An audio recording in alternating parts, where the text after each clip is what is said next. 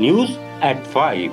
छत्तीसगढ़ में आज अलग अलग जगहों पर मुठभेड़ में सुरक्षा बलों ने 14 नक्सलियों को मार गिराया है। सभी के शव और हथियार बरामद कर लिए गए हैं।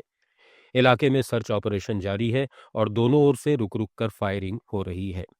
इस बीच छत्तीसगढ़ का मोस्ट वांटेड नक्सली स्पेशल जोनल कमेटी मेंबर देवा बारसे ने हैदराबाद में सरेंडर कर दिया है।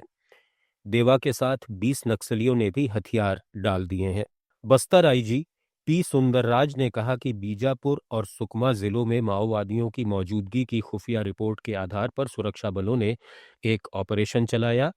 मुठभेड़ वाली जगह से AK-47 और इंसास राइफल सहित बड़ी संख्या में हथियार भी बरामद किए गए हैं। जिला बीजापुर एवं जिला सुकमा में माओवादियों की उपस्थिति का सूचना के आधार पर सुरक्षा बल अभियान के लिए रवाना हुई। अभियान के दौरान प्रातः 5 बजे से लेकर अनेक बार सुरक्षा बल या माओवादियों के बीच में मुठभेड़ हुई।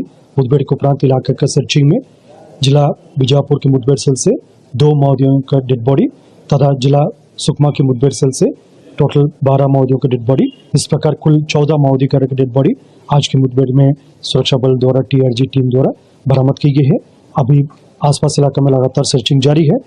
मुठभेड़ सेल से AK-47 इंसास SLR जैसा ग्रेडेड वेपन्स भी काफी बड़ी संख्या में बरामद हुई। आसपास इलाका में भी DRG टीम से अन्य जो सुरक्षा बल द्वारा सर्चिंग लगातार जारी रखा। सर्चिंग को न्यूज एट 5। प्रधानमंत्री नरेंद्र मोदी ने राय पिथौरा सांस्कृतिक परिसर में भगवान बुद्ध से जुड़े पवित्र पिपरहवा अवशेषों की भव्य अंतर्राष्ट्रीय प्रदर्शनी the light and the lotus relics of the awakened one का उद्घाटन किया। प्रधानमंत्री मोदी ने कहा कि यहां आने से पहले मैंने इस ऐतिहासिक प्रदर्शनी को देखा। भगवान बुद्ध को पवित्र रेलिक्स को हमारे बीच पाकर हम सभी धन्य हैं। इनका भारत से बाहर जाना और लौटकर फिर भारत आना, ये दोनों ही पड़ाव अपने आप में बहुत बड़ा सबक है। सबक ये है कि गुलामी सिर्फ आर्थिक और राजनीतिक नहीं होती, गुलामी हमारी विरासत को भी तबाह कर देती है। क्यों? भगवान बुद्ध का ज्ञान, उनका दिखाया मार्ग पूरी मानवता का है और कालातीत है। ये समय में बंधा हुआ नहीं है। ये भाव हमने बीते कुछ महीनों में बार बार अनुभव किया।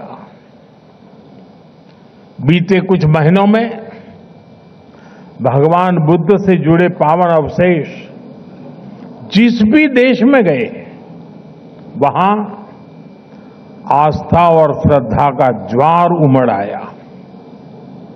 थाईलैंड में भारत की सामरिक तैयारियों को नई मजबूती देते हुए chief of defence staff general Anil Chauhan ने अंडमान और निकोबार द्वीप समूह के कार निकोबार द्वीप पर भारतीय वायुसेना के अपग्रेड रनवे का उद्घाटन किया।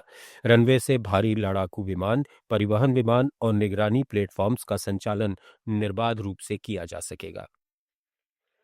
BCCI ने कोलकाता नाइट राइडर्स को बांग्लादेश के तेज गेंदबाज मुस्तफिजुर रहमान को IPL की टीम से रिलीज करने का निर्देश दे दिया है। KKR ने यह कदम उठा भी लिया है। बोर्ड ने रिप्लेसमेंट खिलाड़ी की अनुमति भी दे दी है। ये फैसला हाल के घटनाक्रमों के मद्देनजर लिया गया, जिसमें बांग्लादेश में हिंदू अल्पसंख्यकों पर हमलों की खबरें शामिल हैं।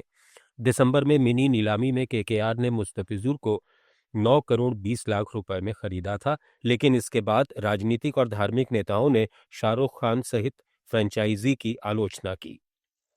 कट्टरपंथियों ने इसे देशद्रोह तक बताया, जबकि विपक्षी दलों ने खेल को राजनीति से अलग रखने की अपील की।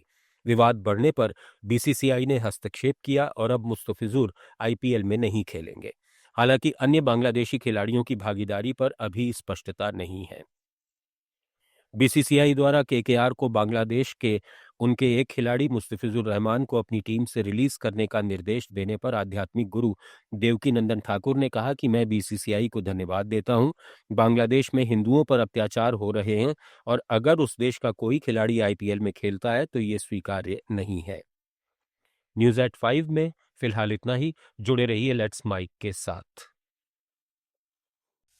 आप सुन रहे थे let's mike more than radio.